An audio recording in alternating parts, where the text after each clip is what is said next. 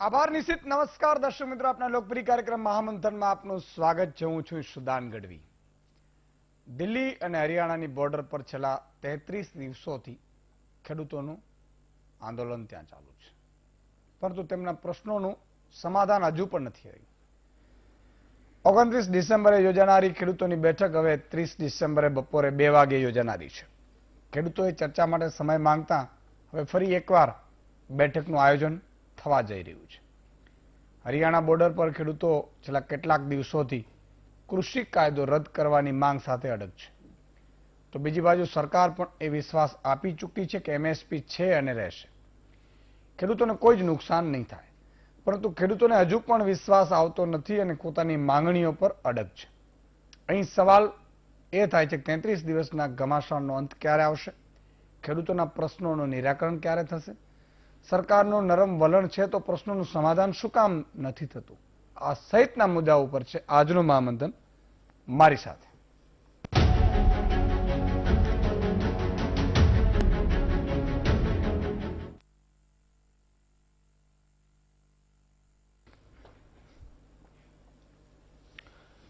મિત્રો વીટીવીની સામે તમે ગોઠવાઈ ગયા છો, મને પૂરો વિશ્વાસ છે. અને આજે જે ચર્ચા કરવી છે એ તમામ લોકો ખાસ એટલા માટે જોજો કે તમે જુદી જુદી બાબતો સાંભળતા હશો, વોટ્સઅપમાં આવતા મેસેજો સાંભળતા હશો, એનાથી તમે પણ મિસગાઈડ થતા હશો અથવા તો મિસફાયર થતા હશો. અને આમાં બહુ સમજવા જેવી એ વાત છે કે કહેવત છે કે ન બોલ્યામાં નવ ગુણ. એટલો અર્થ શું થાય? ઘણા લોકો તમે જાઓ એટલે એ મંડી પડે, આમ સારું છે ને આમ ખરાબ છે ને આમ સારું છે ને આમ ખરાબ છે ને કાયદો આ છે ને કાયદો આ છે. કોઈને પૂછીએ કાયદામાં ખરેખર શું છે, અથવા તો કાયદામાં, અને મધ્યમ વર્ગને તો ખબર જ નથી એને શું જરૂર છે. અમે ખેડૂતોનું આંદોલન છે, આપણે શું? ડોક્ટરોને એમ થાય આ ખેડૂતોનું આંદોલન છે, આપણે શું? ગરીબ મજૂર વર્ગને એમ છે આ ખેડૂતોનું આંદોલન છે, આપણે શું? ખેડૂતોને એમ થાય ખરેખર જે દુનિયાને જગતનો તાત એટલે શું? તાત સાહેબ, જેને ઉપમા આપેલી છે, લાલ બહાદુર શાસ્ત્રી જય જવાન જય કિસાન નારો લગાડતા હતા. એક નાના ભિખારીથી, નાના ભિખારીની વાત કરું છું, એનાથી માંડીને રાષ્ટ્રપતિ સુધી કોઈ ભોજન પૂરું પાડતું હોય કોઈના માટે તો એ જગતનો તાજ છે. ને એક જ એવી ચીજ કે જેના વગર તમને ને મને ન હાલી શકે, ઈ આ અનાજ. સમજો સમય, બહુ ફરીથી હું રિપીટ કરું છું કે એક જ એવી ચીજ, માની લો કે કપડા બંધ થઈ જાય દુકાનો, તો આપણે લુંગી પહેરીને પણ આ દેશ ચાલતો હતો. આ 10 જોડીઓ બદલાવાની જરૂર નહોતી પડતી. શૂઝ વગર આપણે ચામડાના એ પેલા આવતા હતા ચપ્પલ ને બૂટ પહેરીને પણ ચાલતા હતા. ન હોય તો ઉઘાડા પગે પણ થોડીક સમય તમે ચાલી શકો. મોબાઈલ ફોન વગર પણ તમે ચાલી શકો. એક સમય એવો આવે કે ઉદ્યોગપતિઓને એસી લાઇટ કદાચ વીજળી આખા દેશમાં વહી જાય તો થોડીક તકલીફ પડે, પણ બહાર આવીને પણ એ સમય સુધી તમે ચલાવી શકો. ફાઇટર પ્લેન, આપણે જેટ વિમાનો છે એમાં પ્રોબ્લેમ થાય અને એ ન ચાલે અથવા તો કંપની બંધ કરી દે તો એના વગર પણ તમે ચાલી શકો. રોડ રસ્તા બહુ જરૂરિયાત હોય છે પણ એના વગર પણ ચાલી શકો. એનાથી આગળ વાહનો વગર પણ ચાલી શકો. એ બાઇક હોય, સ્કૂટી હોય, કાર હોય, મર્સિડીઝ હોય, BMW, એના વગર પણ ચાલી શકો. પણ એક ખાવા વગર તમે નથી ચાલી શકતા. એ પણ 2 ટાઈમ 3 ટાઈમ કે 1 ટાઈમ કમ્પલસરી જોઈએ છીએ. પછી જે પણ વસ્તુઓ હશે બનાવવાની, તમે એમ વિચારો કે ચોકલેટ તો એ ક્યાંથી બનતી હતી? તો એ પશુપાલકને શું જોઈએ? તો કે દાણ જોઈએ. દાણ ક્યાંથી? તો અહીંયા સમજો. ઘઉંની રોટલી હોય, ચોખાની, બાજરાની, જેટલી પણ વસ્તુઓ ખાવા માટે ઉપયોગ થાય છે નોનવેજ સિવાય, અને નોનવેજમાં પણ તમે જોજો કેટલીક જગ્યાઓ તો એનો પણ ક્યાંક એ આવીને ઊભું રહે કે રોટલી તો જોશે જ ને ભેગી, તો એ બનશે ક્યાંથી? એ ખેડૂતો તમને ને મને આપે છે. જગતનો તાત નામ આપ્યું, પણ ક્યાંય કોઈ દિવસ કોઈએ વિચાર્યું નહીં જગતનો તાત. મને, હું નેતા, હું, બે ઉદ્યોગપતિ આવે મારી જોડે, એમ કે સુદાનભાઈ એક પોલિસી મને આ બનાવી દો ને તો આપણે આ કરી લઈએ, આ કરી નાખે. એમને પોલિસી બનાવી દીધી, ફલાણાને બનાવી દીધી, અને આપણે કહીએ શું કે હવે આ ખેડૂતો મુશ્કેલી નહીં ભોગવે. ખેડૂતોના દી એ જ હોય. ઘણી જગ્યાએ મને ખબર છે લોનો આપે કે ખેડૂતોને સારા ભાવ મળે એટલે જીનિંગ મિલોને આપણે સહાય આપીશું. જીનિંગ મિલોને સહાય આપી, ખેડૂતોને ભાવ ન મળ્યા. તમે ક્યાંય સાંભળ્યું છે સાહેબ કે એક બે ભાઈ હોય, એમાં આ ભાઈને સહાય આપો તમે ને એમ કહો કે આને અમે સહાય આપી, ક્યારે એ આપે એની ગેરંટી ખરી? નથી. અહીંયા એ જ થાય. ઉદ્યોગોને એમ કે તમને છે ને, તમે બધા ઉદ્યોગો નાખો ને પછી અમારા માલ લઈ લો. ખરેખર આમાં અમૂલ છે, સહકારી બેંકો છે, નાબાર્ડો છે, સહકારી ક્ષેત્ર છે, મંડળીઓ છે, સહકારી ડેરીઓ છે. શું એ અનાજ આ તે એવી વ્યવસ્થા ભાવ આપવા માટે ન કરી શકીએ? માની લો કે અમૂલ છે એ મગફળી ખરીદી લે, અને મગફળીમાંથી અમૂલ પોતાનો દૂધ એક એની અપર કિંમત પણ નક્કી થાય. એમ ચિંતા એ છે આ કાયદાઓમાં, અપર કિંમત ક્યાં? માની લો કે ઈશુદાનભાઈ એ બધી મગફળી ખરીદી લીધી, ઈશુદાનભાઈ ગઢવી પોતાની કંપનીથી 300 રૂપિયા મણ ઘઉં ખરીદી લે, અને હું 900 એ વેચીશ તો મારો મધ્યમ વર્ગ મરી જશે. એની ક્યાં? સાહેબ આ કાયદો સ્ટોક મર્યાદાનો છે, છતાંય જો ડુંગળી તમને મને 200 રૂપિયા આ લોકો બટકાવતા હોય અને ખેડૂતોને 10 રૂપિયા 20 રૂપિયા મળતી હોય, આજે પણ શાકભાજીના ભાવ ખેડૂતોને 5 રૂપિયા 7 રૂપિયા મળે છે, તમને મને 50 રૂપિયા બહાર મળે છે. આટલું જો ડિફરન્ટ, આટલા કાયદા ના હોવા છતાંય, આ સંગ્રહખોરીના ન કરવાનો હોવા છતાંય, કાયદો હોવા છતાંય આ જો કરતા હોય, તો કાયદો ન હોય તો આ લોકો તમારો મારો ટકો નહીં કરે એની શું ગેરંટી? તમામ મુદ્દાઓ પર ચર્ચા કરવી છે. આપણી સાથે 5 મહાનુભાવો જોડાયા છે. બેનેશસિંહજી રાણા ખેડૂત આંદોલનકારી આંદોલન સ્થળથી જોડાયા છે. હિતેન્દ્રભાઈ પટેલ ભાજપના નેતા છે. પાલભાઈ આંબલિયા કોંગ્રેસના નેતા છે. મનસ્વીજી થાપર રાજકીય વિશ્લેષક છે. Doctor R.A. સેરસિયા પૂર્વ કૃષિ નિયામક છે. કૃષિ અધિકારીની કૃષિ નિયામક લખજો. પાલભાઈમાં કિસાન નેતા લખજો. આપણે નહીં, કોંગ્રેસના નેતા લખો. એટલે તમામનો ખૂબ ખૂબ સ્વાગત છે. હજી પણ મહાનુભાવો જોડાશે.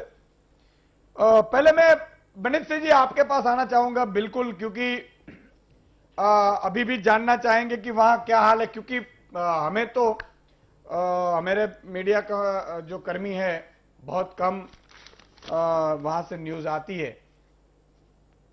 अब ये भी देखो, मैंने अन्ना आंदोलन भी देखा है, अन्ना आंदोलन का कवरेज भी हुआ है. मुझे लगता है 20-25 हजार लोग होते थे, मगर पूरे दिन कवरेज बहुत अच्छी तरह से होती थी. आज किसान आंदोलन की इतनी नहीं हो रही है.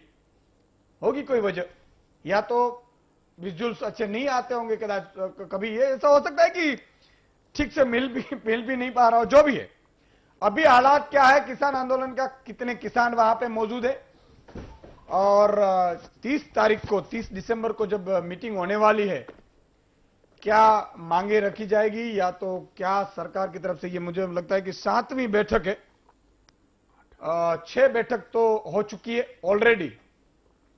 क्या लग रहा है? मैंने ऐसा भी सुना है कि शायद किसान आंदोलन 31 तारीख के बाद खत्म भी हो जाए, यानी कि समाधान हो जाए या कुछ भी हो जाए.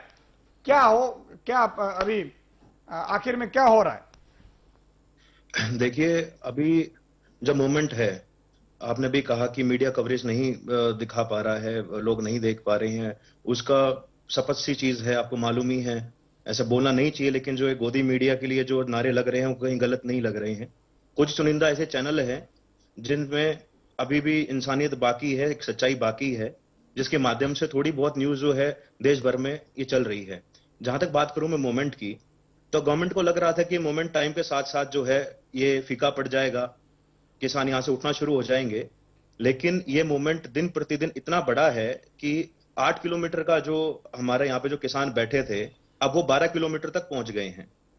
दूसरी जो बड़ी बात है जो बैठ के अभी हुई है, पहले हुई है या अभी 30 तारीख की जो बड़ी जो बैठक है, उसमें वो स्पष्ट बात वही है। इसमें जो ये बार बार सरकार अपने तरीके से समझाने की कोशिश कर रही है कि ये जो तीनों बिल हैं ये किसानों के बहुत ज्यादा हित में हैं। जगह जगह इन्होंने ड्राइव चलाई है किसानों के बीच में जाने की, ये मौखिक तौर पे चलाई है। कोई किसान कोई समझने को तैयार नहीं है, क्योंकि समझा उस चीज को जाता है जिसमें कोई वास्तविकता हो। ये चीज आप भी समझते हैं।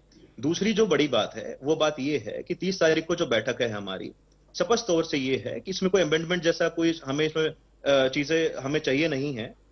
साफ सी तौर की बात है कि इसमें अगर बैठक है तो जो तीनों के तीनों बिल है उनको खत्म किया जाए। हमारी केवल और केवल एक यही मांग है।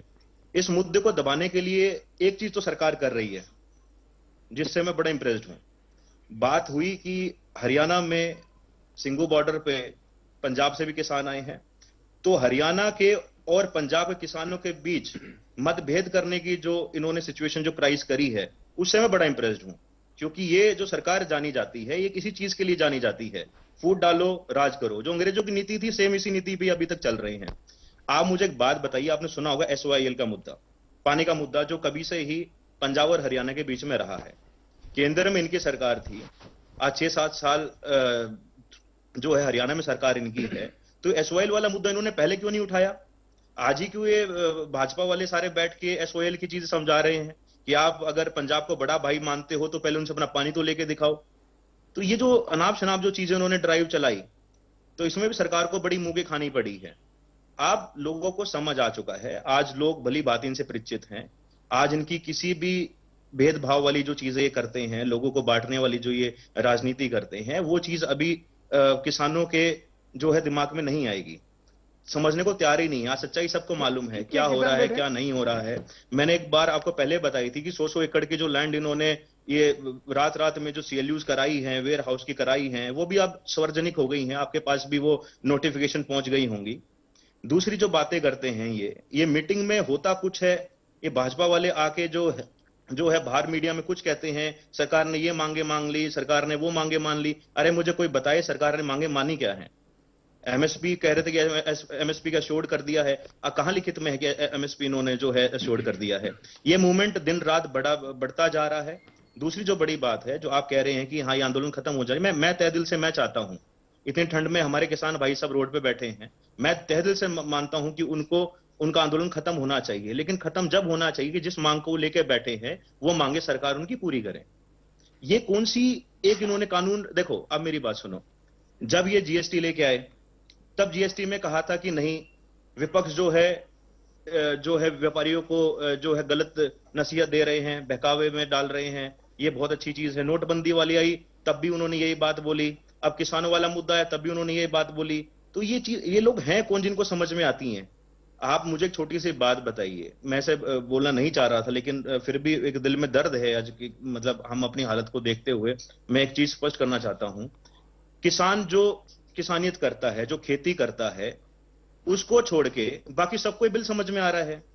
और जो खेत में दिन रात अपना बिल्कुल मिट्टी में अपना लहू मिलाता है, पसीना मिलाता है, उसको ये चीज समझ में नहीं आ रही है।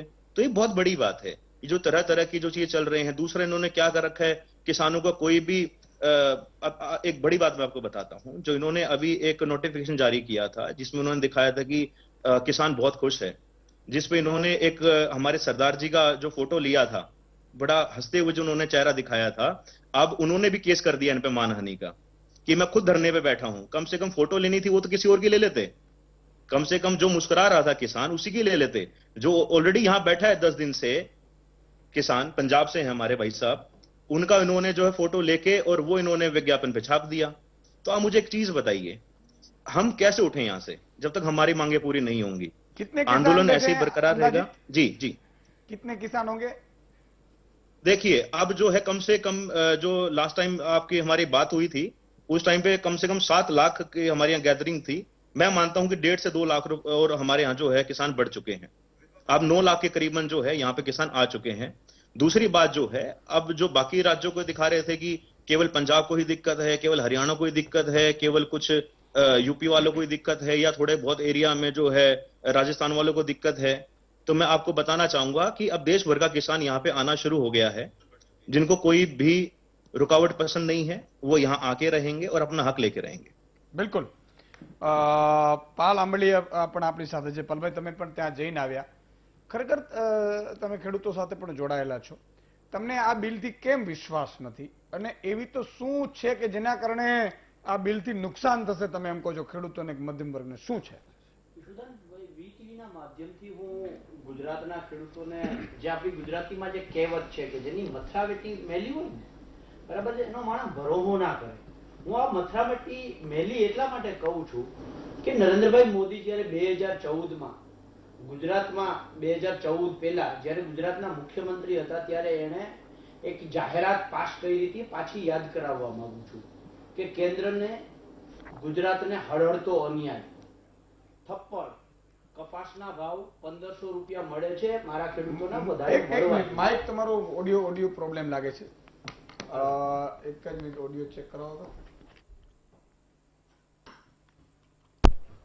હલો, ઓકે ઓકે ઓકે થઈ ગયું, ઓકે થઈ ગયું. એટલે 2014 પહેલા એક ગુજરાતમાં બહુ મોટી જાહેરાત ચાલતી હતી જ્યારે કપાસનો ભાવ 1500 રૂપિયા હતા, મગફળીનો ભાવ 1100 રૂપિયા હતા ત્યારે, અને ખેડૂતોને એક સપનું દેખાડવામાં આવ્યું હતું કે નરેન્દ્રભાઈ મોદી જો દેશના વડાપ્રધાન બનશે તો આપણે 2000 કપાસનો ભાવ મળશે, આપણે 2500 કપાસનો ભાવ મળશે. પણ થયું છે એનાથી એકદમ ઉલટું. જે કપાસના ભાવના ખેડૂતો 2000 ના સપના જોતા હતા એ 1500 તો દૂરની વાત રહી, 750 એ આવીને અટકી ગયું છે. જે મગફળીનો ભાવ 1100 રૂપિયા હતા એ 1800 2000 થાય એ નીચે ટપકી અને 650 700 રૂપિયા એ પહોંચી ગયું છે. આવું ને આવું બીજી વખત એક સપનું દેખાડવામાં આવ્યું નોટબંધી વખતે કે આતંકવાદીઓ ખતમ થઈ જશે, એના આગળ કાળું નાણું ખતમ થઈ જશે, દેશમાં કાળા નાણાવાળા બધા ખતમ થઈ જશે. અને જ્યારે જ્યારે તકલીફ પડી છે ત્યારે આ લોકોએ દેશની જનતાના પૈસાએ, સરકારના જે તિજોરીના પૈસા છે એ પૈસાએ મેળાવડાઓ કર્યા છે, જાહેરાતો કરી છે, ખાટલા મિટિંગો કરી છે. એનાથી જ્યારે લોકો અસંતોષ થાય એટલે એણે મોદી સાહેબે કંઈ નહીં એક લાગણીશીલ પ્રવચન કરી અને રડવાના નાટક કર્યા છે. હું ગોવામાં મોદી સાહેબે નોટબંધી વખતે જે કહ્યું હતું કે 50 દિવસની અંદર જો આ ના ફાયદા ન દેખાય તો તમે જે ચોરાહા ઉપર કયો ત્યાં હું ફાંસીએ ચડવા તૈયાર છું. હવે સૌથી મોટો બિલાડીના ડોકે ઘંટ બાંધવા કોણ જાય? અત્યારે ખેડૂત આંદોલનો કરવા માટે ગુજરાતમાંથી ખેડૂતો દિલ્હી જવાનું નામ લે છે ને ત્યાં એને નજરકેદ કરી દેવામાં આવે છે. આવું ને આવું ત્રીજું સપનું દેખાડવામાં આવ્યું હતું પ્રધાનમંત્રી પાક વીમા યોજનાનું. હું આભાર માનું છું વીટીવીનો, ઈશુદાનભાઈ ગઢવીનો અને ગુજરાતના તમામ ખેડૂત સંગઠનોએ કે જેને સાથે મળી અને આ પ્રધાનમંત્રી પાક વીમા યોજનાનો કેવો પ્રચાર ઈશુદાન પર કરવામાં આવ્યો હતો.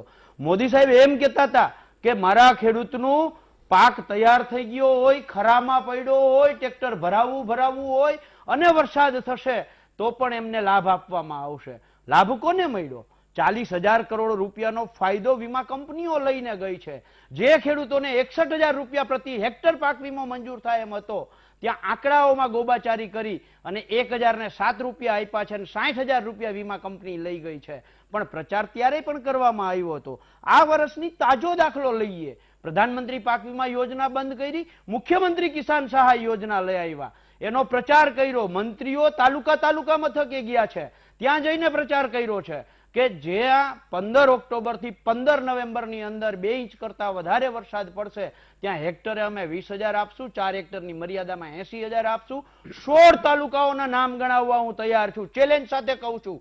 સરકારે લેખિત આપ્યું છે, મુખ્યમંત્રીએ પ્રેસ કરીને કહ્યું છે, કૃષિ મંત્રીએ પ્રેસ કરીને કહ્યું છે કે અમે ખેડૂતોને લાભ આપશું. 16 તાલુકાઓના સરકારની વેબસાઇટ ઉપર આજે પણ વરસાદના આંકડાઓ ચીસો પાડે છે કે આ ખેડૂતોને એનો હક મળવો જોઈએ. પણ આ સરકાર બોલીને બદલી ગઈ છે, લેખિત આપીને બદલી ગઈ છે. અને ઈશુદાનભાઈ, આપણે કાઠિયાવાડમાં એક કહેવત છે કે ભરોસાની ભેહ પાડો જણે ને ત્યારે બહુ મોટી તકલીફ થાય. આ તો એક વખત નહીં, જ્યારે આવું થયું છે ત્યારે દરેક વખતે ભેંસે પાડો જ જણ્યો છે.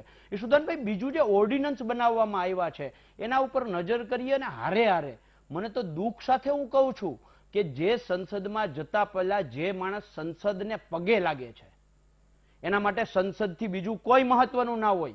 એ સંસદની અંદર ગીતા ઉપર હાથ રાખી અને જે માણસ ગોપનીયતાના સોગંદ ખાય છે, જે માણસ ગીતા રાખીને ગોપનીયતાના સંબંધ ખાય છે કે હું આ વાતને ગુપ્ત રાખીશ, ત્યારે હું વીટીવીના માધ્યમથી ચેલેન્જ સાથે કહું છું કે જે ઓર્ડિનન્સ આપણો આવ્યો એ ઓર્ડિનન્સ આવ્યો છે 6 મહિનાની 5મી તારીખે, અને અદાણીને હરિયાણા સરકારે એના 1 મહિના પહેલા 5મા મહિનાની 7મી તારીખે 90,015 ચોરસ મીટરની જગ્યા ગોડાઉન બનાવવા માટે આપી દીધી છે.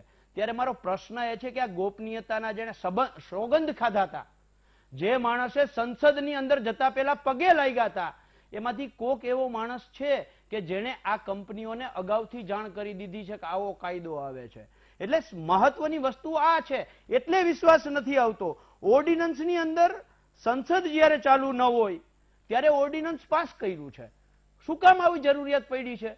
તાત્કાલિક ઓર્ડિનન્સ સામાન્ય રીતે ઈશુદાનભાઈ યુદ્ધની કટોકટી હોય અથવા તો દેશ ઉપર કોઈક આર્થિક કે કોઈ મોટું સંકટ આવવાનું હોય, જો ઓર્ડિનન્સ ન પાસ થાય તો દેશને બહુ મોટું નુકસાન જાય એમ હોય ત્યારે ઓર્ડિનન્સ. આમાં એવી તો કોઈ કરતા, કારણ કે મોદી સાહેબે પોતે કહ્યું છે કે આ તો લાંબા ગાળાની પ્રક્રિયા છે, 20 વર્ષથી ચાલતી હતી આ પ્રક્રિયા, આજકાલમાં પ્રક્રિયા નથી આવી. તો મોદી સાહેબ એવી રીતે શું જરૂર પડી કે તમારે કોરોનાના કહેરની વચ્ચે ઓર્ડિનન્સ ફરજિયાત લઈ આવવો પડ્યો અને પાસ કરવો પડ્યો? એટલે તમે ક્યાંક ને ક્યાંક આમાં તમારી મથરાવેટી મેલી છે ને એ આમાં દેખાય છે. કોન્ટ્રાક્ટ ફાર્મિંગની સુદાનભાઈ વાત કરીએ તો એમાં કલમ 4 જે છે એની અંદર બહુ 3 શબ્દો બહુ સ્પષ્ટ લખ્યા છે: ગુણવત્તા, સ્ટાન્ડર્ડ અને ગ્રેડ. હવે આ 3 શબ્દો જે છે, હવે આ શબ્દોના આધારે ખેડૂતો આરે બહુ મોટી છેતરામણી થશે. કારણ કે ગુણવત્તા માની લો કે એવી નક્કી કરે કોબીના ખેડૂત આરે કે 1 કિલોની કોબી થવી જોઈએ. જો ભાવ સારા હશે તો 1/2 કિલોની કોબી લઈ લેશે. જો ભાવ ખરાબ હશે અને 1 કિલો ને 50 ગ્રામની કોબી હશે તો એમ કહેશે કે અમે 1 કિલોની વાત કરી હતી, 50 ગ્રામ તમારે વધારે છે એટલે અમે તમારી કોબી નહીં રાખી. એટલે જે ગુણવત્તા, સ્ટાન્ડર્ડ અને જે ગ્રેડના જે નિયમો જે છે આખી આમાં બહુ ખેડૂતોને, કારણ કે એ તો બિચારો અભણ છે, એને તો ખબર નથી પડવાની. ત્રીજી વસ્તુ, કલમ 9 જે છે એની અંદર ઇન્સ્યોરન્સની વાત કરવામાં આવી છે. ઈશુદાનભાઈ, ઇન્સ્યોરન્સમાં એક તો કંપની પોતે મોટી જાયન્ટ છે, બીજી કંપની આવશે એ કઈ આવવાની છે? એ ઇન્સ્યોરન્સ કંપની આવવાની છે, અને ત્રીજો પક્ષકાર એની અંદર ખેડૂત રહેવાનો છે. જ્યારે એમાં ખેડૂતને તકલીફ પડશે ત્યારે 2 મોટી કંપનીઓ સામે, ઇન્સ્યોરન્સ કંપની સામે અને જે કંપની સામે એગ્રીમેન્ટ કર્યો છે, આ બંને સાથે ખેડૂતોને લડવાનું થશે. અને જ્યારે 2 જાયન્ટ કંપનીઓની વચ્ચે ખેડૂતને લડવાનું થશે ત્યારે 100% ખેડૂતની એમાં હાર થશે, એમાં હું વિશ્વાસ અને દાવા સાથે કહું છું. કલમ 11 જે છે એ એમ કહે છે કે ખેડૂત ઈચ્છે ને ત્યારે એમાં કરારમાંથી રદ કરી શકે. આવો ભ્રામક પ્રચાર દેશના વડાપ્રધાન પોતે કરે છે કે ખેડૂત આની અંદરથી જ્યારે ઈચ્છે ને ત્યારે બહાર નીકળી શકે છે. પણ કલમ 11 એમ કહે છે ઈશુદાનભાઈ કે એની અંદર મ્યુચ્યુઅલ અન્ડરસ્ટેન્ડિંગ હોવી જોઈએ. એટલે કે ખેડૂતની સહમતિ હોવી જોઈએ, કંપનીની સહમતિ હોવી જોઈએ, એક પક્ષીય નિર્ણય નહીં હાલે. એટલે જે આ દેશના વડાપ્રધાન જે દરેક વખતે કહે છે કે ખેડૂતોને નોટબંધી વખતે કહ્યું હતું કે નાગરિકોને વિપક્ષ છે એ ભ્રમિત કરે છે, જીએસટી વખતે વેપારીઓને ભ્રમિત કરે છે, અત્યારે તાકે ખેડૂતોને ભ્રમિત કરે છે. ઈશુદાનભાઈ, મારી વાત હું પૂરી કરું એની પહેલા હજી 1-2 કલમો બાકી છે. કલમ 13 જે છે એની અંદર લાંબી કાનૂની પ્રોસેસોની વાત છે. ખેડૂતની ક્ષમતા નથી કે આટલી લાંબી પ્રોસેસે લડી શકે. જ્યારે ખેડૂત લડશે એની સામે ત્યારે થશે કે એનું જે ટોટલ ઉત્પાદન છે ને એ ઉત્પાદન કાનૂની લડાઈઓની અંદર આખું જતું રહેશે. ખેડૂતની એવી તાકાત નથી કે આ મહાકાય કંપનીઓ સામે લડી શકે. અને ચોથી મહત્વની વસ્તુ કે જે ભાજપ સતત પ્રચાર પ્રસાર કરે છે કે અમે વચેટિયાઓને નાબૂદ કરવા માંગીએ છીએ. આ વચેટિયા એટલે કોણ? જાહેર તો કરો ને. વચેટિયા એટલે એ કે જે પેટીયું રડે છે, જે અબજોપતિ કે કરોડોપતિ નથી, જે તાલુકા મથકે રહી વેપાર, નાના વેપાર કરી ખેડૂતો સાથે આત્મીયતાના સંબંધ રાખી અને જે વેપાર કરે છે, આવા દરેક તાલુકાની અંદર 500-700 લોકો છે કે જે ખેડૂતો સાથે જોડાયેલા છે. પણ થશે એ કે આના કારણે ખેડૂતોની હારે આ વેપારી, હું વચેટિયા નથી કહેતો, ભાજપ ભલે એ વેપારીઓને વચેટિયા કહેતા હોય, દલાલ કહેતા હોય, પણ આ લોકોને પણ તકલીફ થશે. ઈશુદાનભાઈ, હું મોટું એક ઉદાહરણ આપું છું કે આનાથી થશે શું. માની લો કે ગુજરાતની અંદર આ વર્ષે સરકારે પોતે અંદાજ કર્યો છે કે 40 લાખ મેટ્રિક ટન મગફળીનું ઉત્પાદન થવાનું છે. હવે રિલાયન્સ માટે કે અદાણી માટે 40 લાખ મેટ્રિક ટન ખરીદવી મોટી વાત નથી. ગુજરાતની તમામ મગફળી ખરીદી લેશે. ભારતના લગભગ 80% મગફળીનું ઉત્પાદન ગુજરાત કરે છે. એવું ને એવું બીજું વરિયાળી છે જે વિશ્વની 50% કરતા વધારે ઉત્પાદન ગુજરાત કરે છે. આ આખી જે ખરીદી છે એ પોતે ખરીદી લે, એ ખરીદી લેશે, પછી એની ઈચ્છા પ્રમાણે એ ભાવ જે કંઈ નક્કી કરશે. અત્યારે તાજું ઉદાહરણ છે, આપણે મગફળી વેચીએ છીએ ત્યારે 800-900 રૂપિયા હોય છે, જ્યારે બિયારણ માટે લેવા જઈએ છીએ ત્યારે એનો જે ભાવ છે એ 2200 ને 2300 ને 2400 ની આસપાસ પહોંચી જાય છે. હું વીટીવીના માધ્યમથી ભાજપ સરકારને, ભારત સરકારને, એના મળતિયા મિત્ર અદાણીનું અને જે હિન્દુના નામે જેણે મત માગી અને સત્તા પર બેઠા છે એવા લોકોને કહું છું કે અદાણીને તમે મુસ્લિમ કન્ટ્રી મલેશિયાથી પામોલીન તેલ આયાત કરવાની છૂટ શા માટે આપો છો? 70,000 કરોડનું પામોલીન તેલ ગયા વર્ષે આયાત કર્યું એવું પરસોત્તમ રૂપાલા સાહેબે કહ્યું છે. એટલે તમારા ચાવવાના અલગ છે, દેખાડવાના અલગ છે. અને ઈસુદાનભાઈ આવું થયું છે શું કામે? મારી નાની એવી વાત કરીને એટલા માટે કે આખી જે ઘટના બની છે ને એ ઘટના પાછળ ક્યાંક ને ક્યાંક મળતિયાઓ જે છે, સરકારને ક્યાંક ને ક્યાંક મળતિયાઓ છે, એ લોકોએ રસ્તાઓ કાઢ્યા છે. એને પેલા સરકાર સાથે બેસી અને બેઠક કરી છે. જે ભારતની ટોટલ 30 લાખ કરોડનું જે શું કહેવાય ખેત પેદાશનું જે ટર્નઓવર છે એના ઉપર જે નજર હતી, ડોળો હતો, એટલે એમાં એને થોડીક તકલીફો પડતી હતી. એને એવું નક્કી કર્યું કે આમાં અલગ અલગ રાજ્યો છે, અલગ અલગ કાયદાઓ છે, તો એના માટે રસ્તો શું કાઢવો? એટલે મોદી સાહેબે એને રસ્તો કાઢી દીધો કે અમે કાયદો બનાવી દઈએ છીએ. જે અલગ અલગ રાજ્યના અલગ અલગ કાયદાઓ નડતા હતા એ એને રસ્તો કાઢી દીધો. સંગ્રહખોરીની તકલીફ હતી એ લોકોને કે અમે સંગ્રહ નહીં કરી શકીએ, એટલે મોદી સાહેબે એમાંય છૂટ આપી દીધી. અલગ અલગ ખેડૂતો છે, અલગ અલગ ઉત્પાદન કરે છે, એટલે એમાં કંપનીઓ ડાયરેક્ટ પહોંચી શકે એમ નહોતી. એટલે બધા ખેડૂતોને એક હારે કેવી રીતે ખતમ કરવા, તાકે કોન્ટ્રાક્ટ ફાર્મિંગ લઈ આવો. આ રીતે કરી અને આખી જે પદ્ધતિ છે એ પદ્ધતિમાં ક્યાંક ને ક્યાંક માત્ર ખેડૂતને જ નુકસાન નથી સુદાનભાઈ, નાના વેપારીઓને છે. સૌથી મોટું નુકસાન અત્યારે ખેડૂતને દેખાય છે. સૌથી મોટું નુકસાન જે ઘરે બેસીને મધ્યમ વર્ગ હરખાય છે ને એમને સૌથી મોટું નુકસાન થવાનું છે. ઓકે, બિલકુલ. એટલે તમે એમ કહો છો કદાચ ભાવ 3,3500 ડબ્બો વેચે, તમે શું કરશો એવું કહેવા માંગો છો? બિલકુલ. સરસિયા સાહેબ, શું એટલે આમાં શું લાગે છે, કયા પોઈન્ટ સુધારવા જોઈતા હતા, અથવા તો કયા પોઈન્ટ થી ખતરો છે, અથવા કયા પોઈન્ટ સારા છે?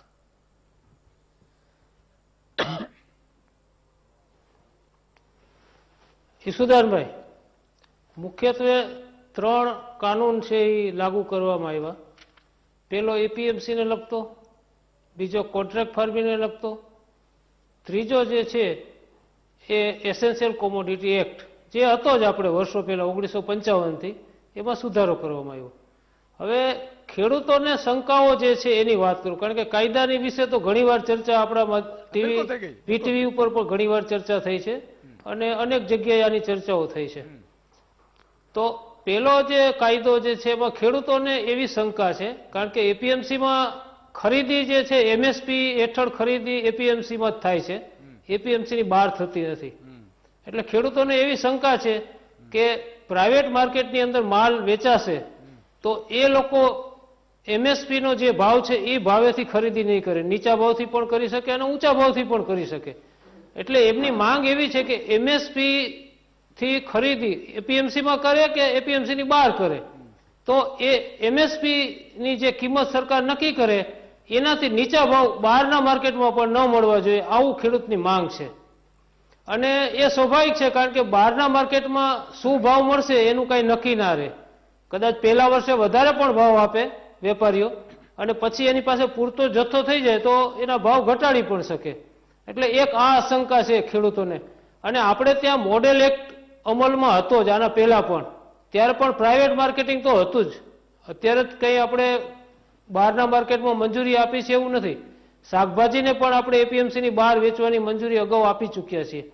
એટલે આનાથી કોઈ બીજો કોઈ હરીફાઈ થશે બંને વસ્તુની એ પણ એમાં કંઈ પણ વાંધો નથી. પણ જેવી રીતે આપણે કોઈ પણ વસ્તુ લેવા બજારમાં જઈએ છીએ તો વેપારી ભાવ નક્કી કરે છે કે ઇવન આપણે પેન લેવા જઈએ તો કે ભાઈ આ 5 રૂપિયાની પેન છે તો એ ઘટાડશે નહીં. વેપારી કહેશે કે ભાઈ ના 5 રૂપિયામાં તમારે જોતી હોય તો લઈ જાઓ. તો ખેડૂત પણ હવે અત્યારે એવું કહેવા માંગે છે કે અમારો જે માલ છે અમે પેદા કર્યો છે તો એની કિંમત અમે નક્કી કરીએ. એટલે એક આશંકા આ છે પેલો જે કાનૂન છે એની અંદર. બીજો જે કાનૂન છે કોન્ટ્રાક્ટ ફાર્મિંગનો, તો મારી દ્રષ્ટિએ કોન્ટ્રાક્ટ ફાર્મિંગ થશે તો એમાં કોઈ વાંધાજનક મને બહુ ખાસ દેખાતું નથી. કારણ કે કોન્ટ્રાક્ટ ફાર્મિંગ જે છે, જ્યારે ખેડૂતને વાવણીની શરૂઆત થશે એ સમયે નક્કી કરવામાં આવશે. કોન્ટ્રાક્ટ બે પાર્ટીઓ વચ્ચે કરાર થશે એટલે એમાં નક્કી કરવામાં આવશે કે ભાઈ તમે કેવા પ્રકારનો માલ મને આપશો વેપારીને, અને ખેડૂત કહેશે કે હું આ પ્રકારનો માલ આપીશ તો એનો આ ભાવ રહેશે. એનાથી હલકો માલ હશે તો એ પ્રમાણે એનો ભાવ ઘટાડી શકાય, પણ અગાઉથી જ નક્કી હોય એટલે ખેડૂત પણ સારો માલ પેદા કરશે. બીજું કે વેપારી જો સારા હશે અથવા તો પ્રોસેસર સારા હશે તો એને ખાતર, બિયારણ, જંતુનાશક દવા, માર્ગદર્શન બધું આપશે અને પાકનું ઉત્પાદન સારું થશે, ક્વોલિટી સારી થશે અને એ ખરીદી લેશે. એટલે એમાં કઈ બહુ વાંધાજનક મારી દ્રષ્ટિએ છે નહીં. હા, ડિસ્પ્યુટ જ્યારે થશે બંને વચ્ચે ત્યારે થોડી મુશ્કેલીઓ થશે. એટલે આપણે ત્યાં ગુજરાત સરકારમાં કરાર આધારિત ખેતી પહેલા પણ 2005 થી અમલમાં હતી, તો એમાં ટ્રાય પાર્ટી એગ્રીમેન્ટ થતું હતું. એટલે કે બે પાર્ટી વચ્ચે નહીં, પણ ત્રીજો પક્ષ છે સરકાર, એટલે કે એપીએમસી ના ડાયરેક્ટર અથવા તો મેનેજિંગ ડિરેક્ટર છે માર્કેટિંગ બોર્ડ, તો એ વચ્ચે રહેતા હતા, જેથી કરીને બેનો કઈ વાંધો પડે તો જે સરકારી જે માધ્યમ છે એને મદદરૂપ થાય. એટલે આવું જો એની અંદર કદાચ થાય તો મને લાગે છે આ કરાર જે છે એ વધારે સ્ટ્રોંગ થાય. કારણ કે ડિસ્પ્યુટ જ્યારે થાય ને ત્યારે એ બધી પ્રક્રિયાઓ બહુ લાંબી થતી હોય છે. ભલે અત્યારે એસડીએમ આનો નિકાલ કરવાનો છે, પણ એસડીએમ ની પાસે પણ બીજા અનેક કામો હોય છે. એટલે આનું નિરાકરણ સરળતાથી થાય તો આ કાયદો મારી દ્રષ્ટિએ ખેડૂતો માટે વાંધાજનક બહુ નથી. ત્રીજો જે કાયદો છે એસેન્શિયલ કોમોડિટી એક્ટ, એમાં જે અમુક વસ્તુની મર્યાદાઓ નક્કી સંગ્રહ માટેની કરવામાં આવી હતી, તો એમાં છૂટછાટ સરકાર આપી દીધી કે ગમે તેટલો સંગ્રહ કરી શકાય, પણ એનો વાંધો નથી. પણ એના સાથે સાથે એક્સપોર્ટ જે છે એ ખુલ્લું હોવું જોઈએ. કારણ કે અત્યારે આ તાજેતરમાં ડુંગળીમાં એવો બનાવ બન્યો કે સરકારે પછી જ્યારે ભાવ ઉંચકાવા માંડ્યા એટલે એને એક્સપોર્ટ પર બાન મૂકી દીધો, તો એના હિસાબે ખેડૂતોને પછી ભાવ ના મળ્યા. એટલે આમાં બંને વસ્તુ છે, ગ્રાહકોને પણ સારી રીતે વસ્તુ મળવી જોઈએ અને ખેડૂતને પણ સારો ભાવ મળવો જોઈએ. એટલે આ બધા જે ત્રણ કાયદા જે છે એમાં શંકા કુશંકાઓ જે ખેડૂતોને છે, સરકાર એમ કહે છે કે આ ત્રણેય કાયદા અમે ખેડૂતના હિત માટે થઈને લાવ્યા છે, સરકારના ફાયદા માટે લાવ્યા છે. તો સારી વાત છે, જો સરકાર ખેડૂતોના ફાયદા માટેના કાયદા લાવ્યા હોય અને આપણે કહીએ છીએ કે ભાઈ 70 વર્ષથી આ વસ્તુ નહોતી, અમે અત્યારે ખેડૂતના ફાયદા માટે લાવ્યા છીએ, તો કદાચ ને અત્યારે ખેડૂતો જે હઠાગ્રહ લઈને બેઠા છે, તો સરકારે એક એવો નિર્ણય લે તો વચલો રસ્તો મારી દ્રષ્ટિએ નીકળે કે ભાઈ 70 દિવસ કદાચ મોડું થાય તો શું વાંધો છે, આ કઈ આપ તૂટી પડવાનું નથી.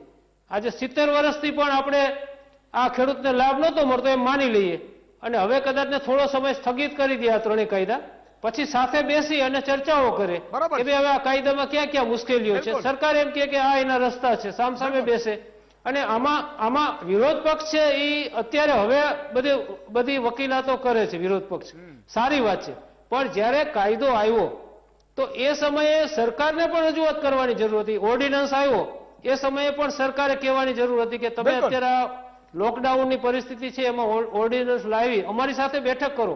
જ્યારે સંસદનું સત્ર શરૂ થવાનું હોય એ પેલા બધા વિરોધ પક્ષને ભેગા કરી અને એની બેઠક થાય છે. બિલકુલ. તો સરકારે એ વખતે એવી ચર્ચા કરી હોય, ખેડૂત સંગઠનોને બોલાયા હોય. બહુ સાચી તો વાત આજે કરી તમે કે શંકા આમાં ઊભી થઈ છે ને meeting જે કરવાની પણ ખેડૂતોને, જરૂર હતી, એ મારી દ્રષ્ટિએ ના થાય. બધી પાર્ટી મીટિંગ પણ એટલે આ કરવાની જરૂર હતી. મનસ્વીજી, અત્યારે આ બિલકુલ. આદરણીય ઈશુદાનભાઈ, એક જ મિનિટમાં હા, મારી હા, વાત જી, પૂરી જી, કરું. કે એક જ મિનિટમાં વાત પૂરી કરું કે આપણે અત્યારે જે આવી ઠંડીની અંદર જે ખેડૂત મિત્રો બેઠા છે, હા, તો આપણે અત્યારે આ કડકડતી ઠંડીમાં અત્યારે આપણે રૂમમાં પણ ગોદડા વગર નથી રહી શકતા.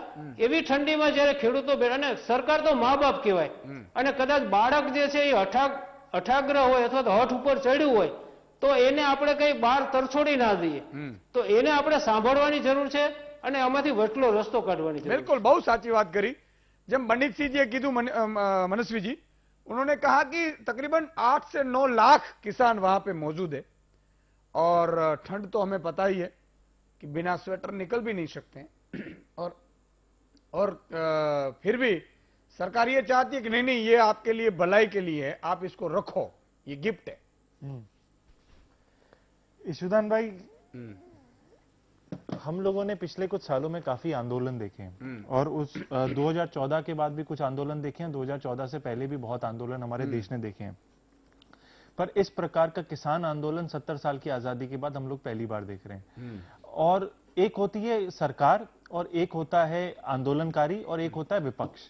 यहाँ पे विपक्ष की कोई जिम्मेदारी नहीं है, कोई इसका रोल नहीं है। विपक्ष को तो अगर आंदोलनकारी जो हैं वो सपोर्ट कर दे तो विपक्ष का शायद कद बढ़ जाए। और जो आंदोलनकारी है ईशुदान भाई, ये एक आंदोलनकारी नहीं है। जैसे जयप्रकाश नारायण जी की जब इमरजेंसी के टाइम पे मूवमेंट थी, जेपी मूवमेंट जिसको हम बोलते हैं, लोकनायक जयप्रकाश नारायण की, तो उसमें एक नेता था, उसके अलग बहुत सारे वाइस कैप्टन थे। चाहे अन्ना मूवमेंट बोले तो वो अन्ना के नाम से मूवमेंट हुई है, अन्ना हजारे जी के नाम से, और उसके बाद बहुत सारे उसके वाइस कैप्टन थे, तो वो मूवमेंट आगे बढ़ी। पर ये किसानों की जो मूवमेंट है ना, इसका कोई एक नेता नहीं है, इसके अलग अलग बहुत सारे किसान यूनियंस हैं, और वो बहुत सारे किसान यूनियंस एक साथ आगे बढ़ रहे हैं और एक साथ सरकार को कह रहे हैं कि ये 3 कानून जो है इनको वापस लिया जाए, उसके बाद हम बात करेंगे। ये पॉइंट नंबर 1 है। अब इसमें एक चीज मैं आपको बताना चाहता हूं, बीजेपी का रोल ईशुदान भाई। बीजेपी 2 टाइप की बीजेपी है। एक है बीजेपी 2014 के पहले की, जिसको हम बोल सकते हैं अडवाणी जी और अटल जी का एरा, जो उनके स्टाइल से चला करती थी। और एक है 2014 के बाद की बीजेपी, जिसमें मोदी शाह का एरा है, मोदी जी का और अमित शाह जी का एरा है। और यहां पे अगर आप बीजेपी की बात करेंगे, ये वो वाली बीजेपी है जो सरकार बनाने में एकदम किसी भी तरीके से बना सकती है, चाहे वो अरुणाचल की बात हो, मेघालय की बात हो, वो सिक्किम की बात हो, कर्नाटका की बात हो, या गुजरात में हम लोकसभा के बाद की, राज्यसभा की जब भी इलेक्शन चाहिए होते तो वो नेगोशिएट करके, मैं ये नहीं बोलता इधर आया राम गया राम किस तरीके से, उसकी बात नहीं कर रहा, वो चाहे हरियाणा की बात हो, जो जेजेपी के साथ चौटाला ने अपना पूरा कैंपेन नरेंद्र मोदी जी के खिलाफ लड़ा और फिर उनके साथ सरकार बनाई, और बीजेपी ने टोटल जेजेपी और कांग्रेस के खिलाफ अपना मैनिफेस्टो बनाया और उनके खिलाफ लड़े और फिर सरकार बनाई। तो मैं यहां पे जो बात कहना चाहता हूं ईशुदान भाई, वो ये है कि नेगोशिएशन की बात, चाहे महबूबा मुफ्ती के साथ जम्मू कश्मीर में सरकार बना, नेगोशिएशन की, जब बीजेपी चाहती है किसी भी चीज को नेगोशिएट करना, 24 घंटे भी नहीं लगते हैं, वो उस व्यक्ति के साथ, उस पार्टी के साथ, या पूरी की पूरी पार्टी अपने अंदर ले लेती है, इतना बढ़िया नेगोशिएशन करती है। बात है कम्युनिकेशन की। बीजेपी जैसी बढ़िया कम्युनिकेशन जैसी पार्टी, जो अपने सोशल मीडिया से, अपना मीडिया मैनेजमेंट से, और इतना बड़ा बढ़िया और इतना बड़ा नेतृत्व जो नरेंद्र मोदी जी के नाम पे उनके पास है, जिनकी बात पे लोग वोट देते हैं, जिनकी बात पे लोग सरकारें बनाते हैं, जिनकी बात पे विपक्ष बिल्कुल विफल हो चुका है। आज की तारीख में हमारे लोकतंत्र के फैब्रिक्स में इतना कमजोर विपक्ष हमने कभी नहीं देखा। ये सारा का सारा एक नैरेटिव सेट है कि हमारे पास एक ऐसा टॉप लेवल लीडरशिप है जो पूरे देश के लोग इसको मानते हैं कि नरेंद्र मोदी जी जैसा नेतृत्व नहीं है, तभी 2 से 303 तक पहुंचाया है। पर फिर भी आप देखिए ईशुदान भाई, नेगोशिएशन स्किल्स में बीजेपी 1 नंबर का 0 है इसमें। और इसका कारण क्या है? बीजेपी नेगोशिएशन नहीं करना चाहती। बीजेपी देखिए, जब भी कमिटमेंट नहीं होती तब कमिटी होती है, और ये जो किसान मूवमेंट है इसमें कमिटमेंट है ही नहीं। अगर बीजेपी चाहे कि हमको ये सॉल्व करना है, वो 1 मिनट में इसको सॉल्व कर सकती है, पर बीजेपी ये नहीं चाहती ईशुदान भाई। इसका आपको मैं उदाहरण देता हूं।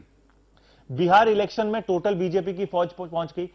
एक municipal election, greater Hyderabad municipal election में, जहां किसान सड़कों पे है, सिंगू बॉर्डर पे पहुंच रहा है, वो सड़कों को आपने तोड़ दिया, सिंगू बॉर्डर पे वो आगे ना बढ़ पाए, वहां पे हमारे यूनियन होम मिनिस्टर पहुंच जाते हैं, योगी आदित्यनाथ जी पहुंच जाते हैं, बड़े बड़े नेता पहुंच जाते हैं, वहां पे कैबिनेट मिनिस्टर्स पहुंच जाते हैं, सब लोग वहां पे पहुंच जाते हैं बीजेपी के, कि हमको ग्रेटर हैदराबाद के म्युनिसिपल इलेक्शन में अपना वोट शेयर बढ़ाना है। पूरी मेहनत किया, बिहार इलेक्शन में पूरी तरह गए, उसके बाद अभी वो बंगाल में पहुंच चुके हैं, फिर उसके बाद वो आगे जा रहे हैं, मेघालय, आसाम, सब जगह पहुंच रहे हैं, पर किसानों के पास नहीं पहुंच रहे, जो कुछ 100 किलोमीटर की दूरी पे है, सिंगू बॉर्डर पे जो हमारे किसान खड़े हैं, उनके पास नहीं जाएंगे, उनके साथ बातों पे बात करेंगे और उस बात का कोई भी नतीजा नहीं निकलेगा।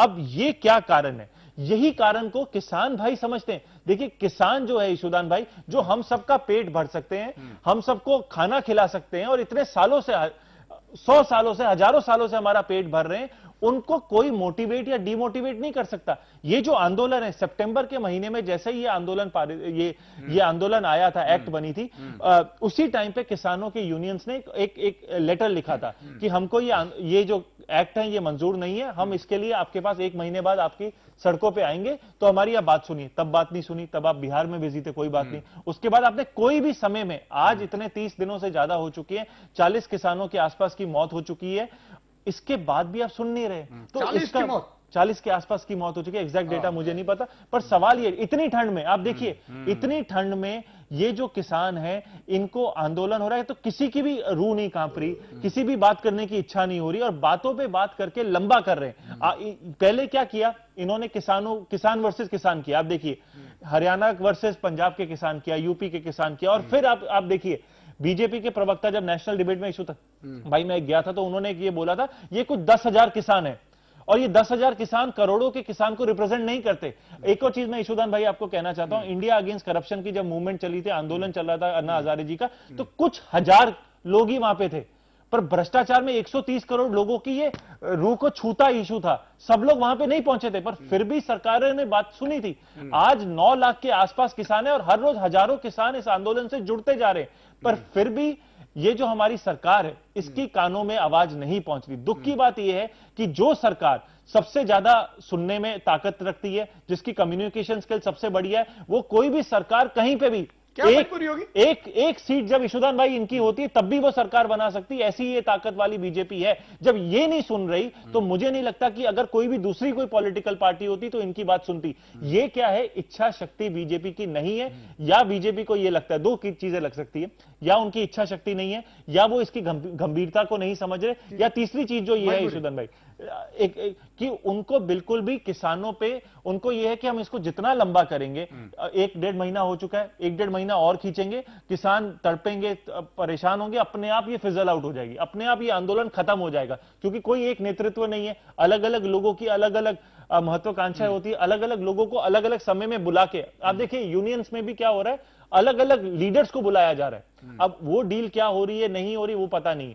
किसानों की जो यूनिफॉर्म अंडरस्टैंडिंग है वो यही है कि आप इन तीनों एक्ट को रिपील करिए, इन तीनों एक्ट को खारिज करिए, खारिज करने के बाद आप फिर से नए कानून आपको लाना है। 70 सालों से हमारे देश में नया किसान एक्ट जो तीनों नहीं आए वो लाना है, आप लाइए, हमारे साथ डिस्कशन करिए, उसके बाद जो आपको लाना है हमारे डिस्कशन के साथ उसको लाइए। लास्ट 10 सेकंड ईशुदान भाई, जो इसका तरीका था, बीजेपी जो पार्टी है वो लोकतांत्रिक पार्टी है, जहां का हर एक प्रेसिडेंट जो होता है एक प्रणाली से आगे बढ़ता है, उनके कार्यकर्ताओं को भी एक मोटिवेशन होता है कि अब कैडर बेस्ड पार्टी है। उसी तरीके से एक लोकतंत्र में क्या होता है ईशुदान भाई, लोकसभा होती है, राज्यसभा होती है और प्रेसिडेंट साइन करता है। इस कानून को जब लाया गया तो राज्यसभा में हमने क्या देखा कि राज्यसभा में जो ऑपोजिशन थी उसको म्यूट कर दिया गया। तो ये जो चीज है ये गलत थी, उस टाइम पे भी जब हमने डिबेट किया था तब भी मैंने आपको बताया ये गलत है। तो उसी हिसाब से आज किसानों से आप बात कर रहे हैं पर बात का कोई निष्कर्ष नहीं निकल रहा, और निष्कर्ष क्यों नहीं निकल रहा उसका एक ही कारण है कि आप चाहते नहीं है निष्कर्ष निकले।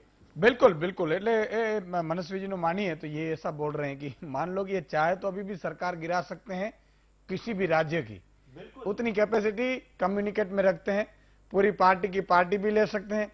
अभी बिहार में अभी टेंशन में वो सीएम आ गया है क्योंकि उसके एमएलए जेडीयू को कल परसों ले लिया। गुजरात में 2 सीटें इनकी राज्यसभा की बनती थी, पर तीसरा इन्होंने ऐसा गुगली फेंका कि किसी की ताकत नहीं है।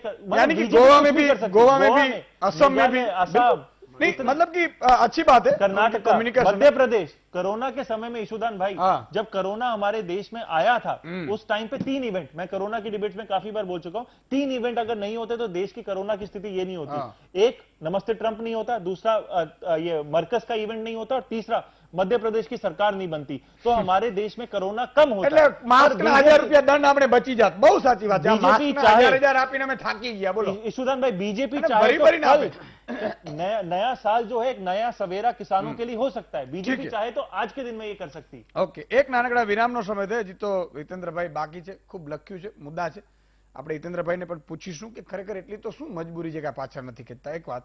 અને બીજું કે એટલા બધા લાભો આ લોકો નથી જ જોતા તો પછી શું કામ આપણે એને ધરાર કાપડું આપીએ છીએ? આપણે બહેનોને કાપડા આપીએ, કાપડા 2 પ્રકારના થાય, સારો કાપડું હોય ને ખરાબ કાપડું હોય, કોઈ લગાડે ને એને એક બેનને કાપડું આપ્યું છે। વિરામ બાદ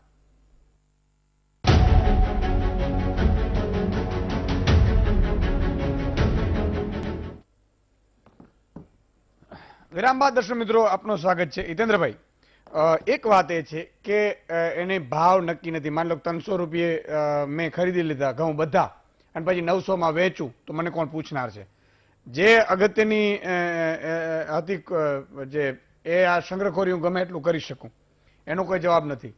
અને ત્રીજું કે એમણે જ આક્ષેપ કર્યો કે અદાણી અને આ બધા અંબાણી બધા છે પહેલેથી જ ગોડાઉનો બનાવતા હતા 100 એકરમાં, તો એ ગુપ્તતાના પણ એક સવાલ ઉપસ્થિત થયો છે। એટલે લોકોને, અને ત્રીજું એને કીધું કે 3-4 વખત તમે ઓલરેડી એ બાબતમાં ખોટા પડી ચૂક્યા છો, એવો આક્ષેપ છે। ઈશુદાનભાઈ, આખી ડિબેટની આપણે ચર્ચા લગભગ પોણા કલાકથી સાંભળીએ છીએ। છેલ્લા 32-35 દિવસથી જે આંદોલન ચાલી રહ્યું છે એના પહેલા પણ ઓર્ડિનન્સ આવ્યો ત્યારથી કેટલા ખેડૂત આગેવાનોની લાગણી ને માગણી પણ આપણે જોઈ રહ્યા છે અને એના પ્રતિઘાત પ્રત્યુત્તર પણ આપણે સમજી રહ્યા છીએ. જે ત્રણેય કાયદાઓની વાત કરી છે એના લાભાલાભની ચર્ચા ખૂબ આ પ્લેટફોર્મ પર પણ થઈ ગઈ છે. થઈ ગઈ. અને મારા મોઢે હું કહું તો નહીં માનો, કારણ કે હું નાનો કાર્યકર્તા છું.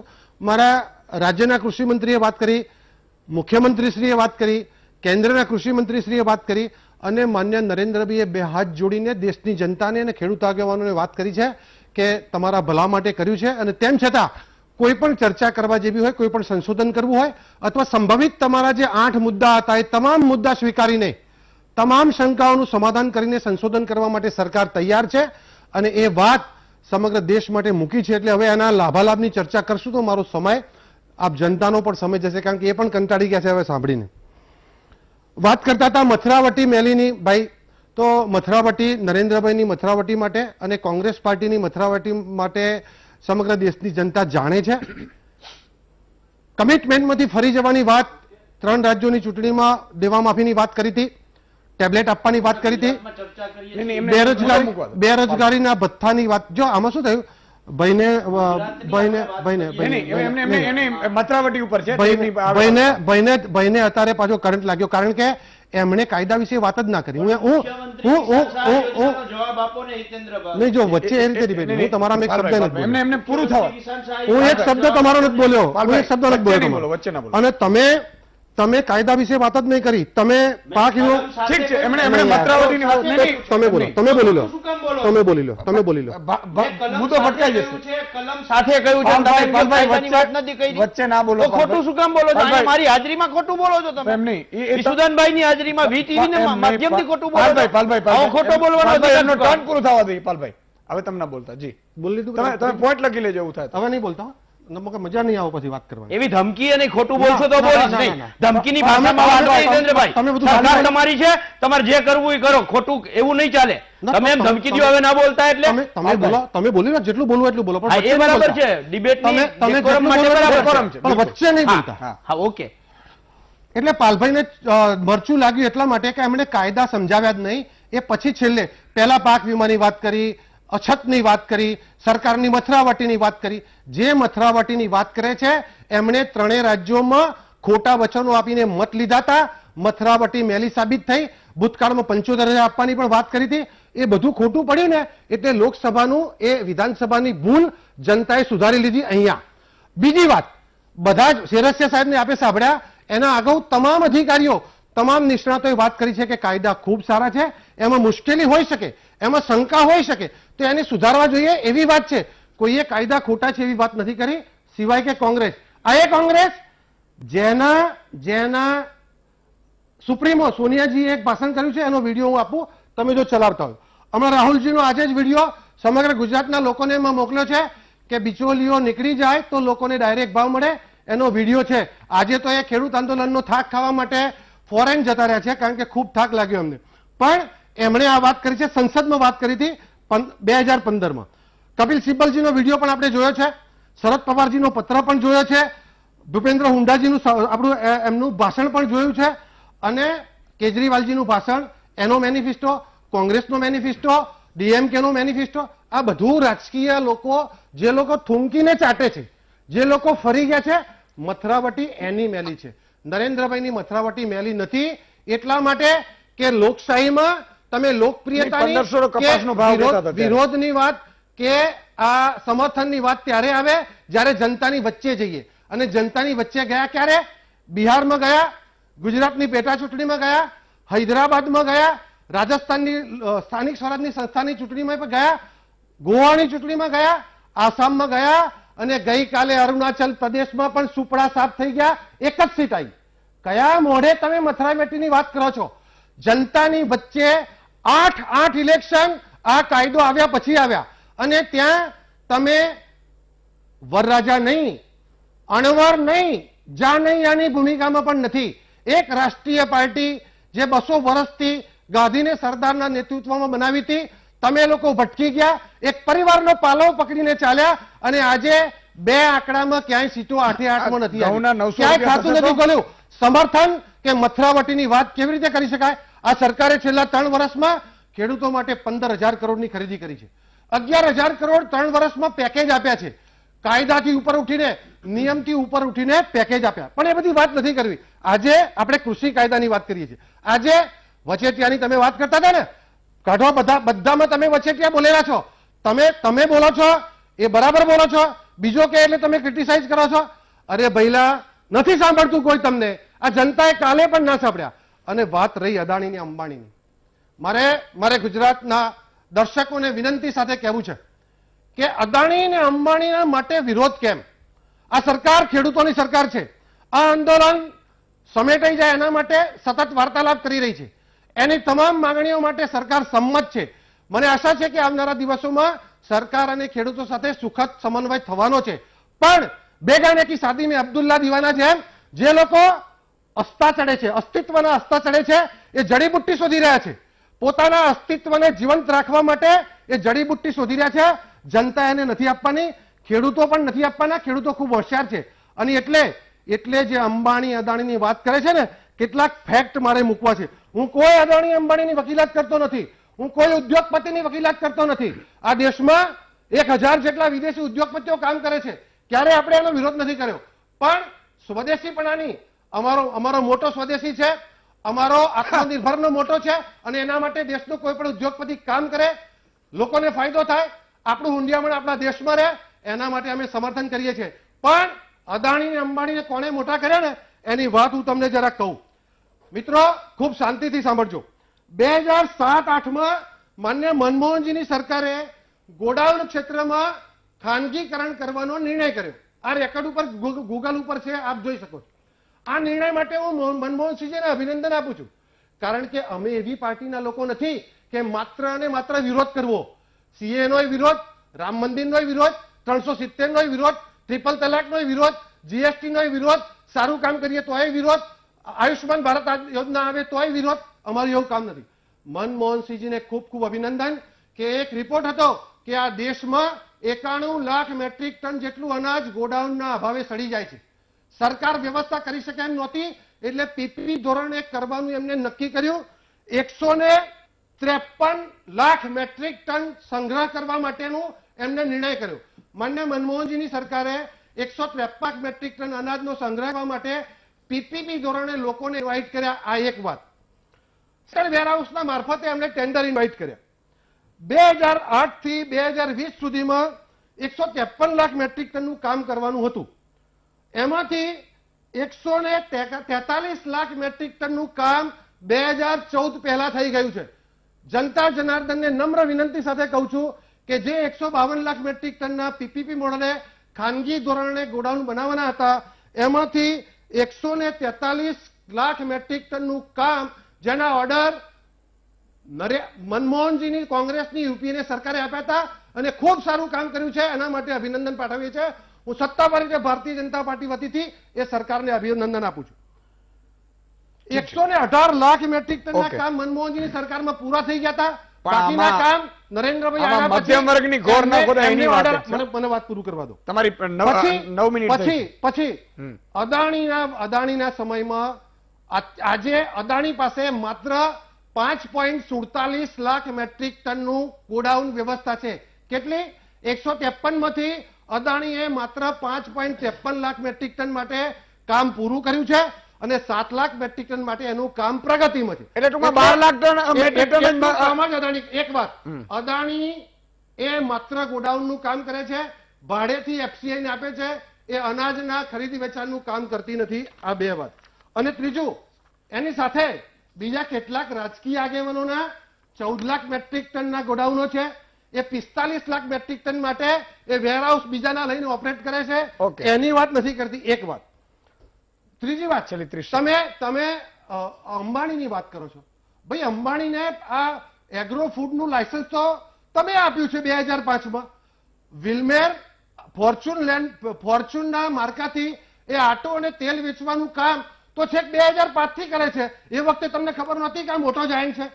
તમારી છોડમાં બેસેલો એ હતો એટલે તમને સારો લાગતો હતો, અથવા તમે કમિટમેન્ટ કરી બંને અદાણી અમારી સાચવવા પડે ટૂંકમાં બંને પાર્ટીઓએ. હજુ હું પૂરું. 2013માં જીઓનું લાયસન્સ તો તમે આપ્યું ભાઈ. કેટલા રૂપિયા? અમે તો એના માટે પણ અભિનંદન આપીએ છીએ કે ઇનકમિંગ અને આઉટગોઈંગ નો ચાર્જ થતો હતો, મસ્ત મોટો ચાર્જ ઇન્ટરનેટનો લાગતો હતો. જીઓ આવ્યું, પોતાનું સ્વદેશી આવ્યું, ઓછા પૈસાથી આપે છે, ઠીક છે. એટલે વોડાફોન, એરટેલ આ બધા કંટ્રોલમાં આવ્યા. રાખો, એટલે અમે બધાને તો રાખો, બંને ઉદ્યોગપતિને અમે અમારો વાંધો કર્યું છે. નથી. મધ્યમ તમને એમ વર્ગની લાગે ગોળ છે ના કે- ખોદા એટલી વાત છે. 900 રૂપિયા તમને એમ લાગે છે કે તમે અપ્પર ભાવ કેમ નક્કી નથી અદાણી કરતા? અને અંબાણીને જાણે એના લાયસન્સ જ 2014 પછી જ અમને કારોબાર ચાલુ કર્યો સમયનો એવી અભાવ વાત કરો છો. એક- મિત્રો, એક- ગુજરાતના ખેડૂતો, ગુજરાતની જનતાને વિનંતી કે એમણે જે સેટિંગ કરીને અદાણી અંબાણીને રિફાઇનરીની જગ્યા અને રિલાયન્સની નરોડાની જગ્યા અને એમાં જે લાભ કરાવ્યા છે ને જે લાભ લીધો છે ને, એમને એવું લાગે છે કે હવે નરેન્દ્રભાઈ લાભ લઈ જશે, ભાજપ વાળા લઈ જશે, એની ચિંતામાં એનો વિરોધ કરે ઠીક છે. છે. પણ આપણે મહેરબાની આશા કરીને આશા સત્ય રાખીએ કે, જોજો. અમે અમે કોઈ અંબાણી અંદાણીના કોઈ તરફદાર નથી. ખેડૂતોની સરકાર છે, અંત્યોદયના વિચારમાંથી જન્મેલી સરકાર ઠીક છે. છે. ગામ, ગરીબ, દલિત, પીડિત, શોષિત, અત્યારે- વનવાસી માટે કામ કરતી સરકાર છે. અત્યારે 8-9 અને લાખ એટલે લોકો એવું કહે છે, આંદોલન સ્વામિનાથન ઉપર છે. કમિટીની ભલામણોને બિલકુલ. આધારે આ કાયદા બનાવ્યા છે. ઠીક છે. મેં ગઈ ડિબેટમાં પણ કીધું હા, હતું કીધું. કે હજુ દાળ બની જ નથી, હજુ અમલમાં આવ્યા નથી. ઠીક છે. અને શંકાના આધારે આવું થઈ જશે, આવું થઈ જશે, આવું થઈ જશે. ભાઈ દાળ બને, એનો આપણે ચાખો, મનીષજી પાસે પણ ખાટી થાય તો જાણીશું આ ગોળ તમામ મુદ્દે. નાખીશું. एक- પણ પહેલા एक કેમ एक કે नानकड़ा ખાટી થઈ ગઈ? विराम नो समय दियो छे। बनीत सिंह जी भी हमारे साथ जुड़े हुए हैं।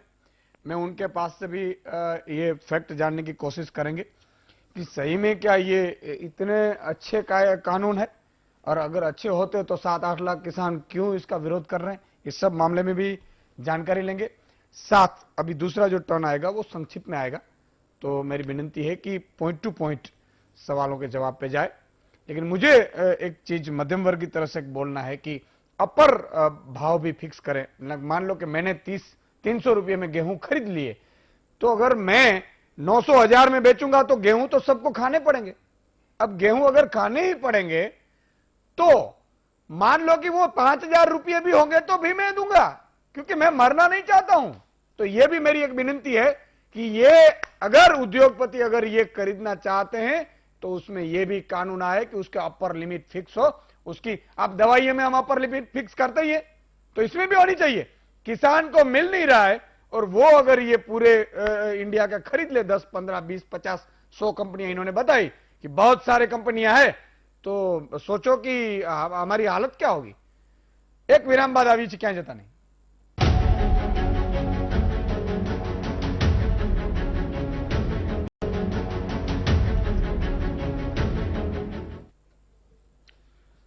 વિરામ બાદ દર્શક મિત્રો ફરીથી આપનું સ્વાગત છે। સાગરભાઈ, તમારી પાસે આવવા માંગુ છું, પછી હું વિનીતજી પાસે જાઉં। આનો રસ્તો શું કરવું જોઈએ સાગરભાઈ? કાનૂન, કાયદા, આ તે બધું તો બહુ બધું ચર્ચા થઈ ગઈ છે, પણ ખેડૂતો જયારે 8-9 લાખ ખેડૂતો બેઠા હોય અને આપણે એને જવાય ન દઈએ, આવાય ન દઈએ, અને એ ઠંડીમાં, તો મને લાગે છે કે અને એ પણ ઘણા સમયથી એમ